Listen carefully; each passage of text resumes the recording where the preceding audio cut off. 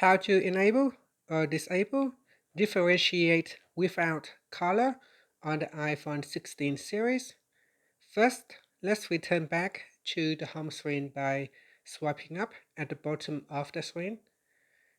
And from the home screen, tap on Settings.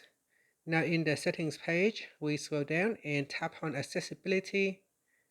Then tap on Display and Text Size. After that, we scroll down and then tap on Differentiate without color.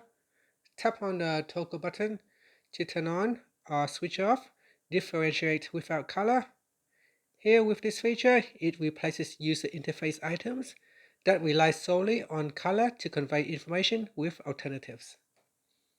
And finally, you can swipe up to return back to the home screen. Thank you for watching this video. Please like and subscribe to my channel for more videos.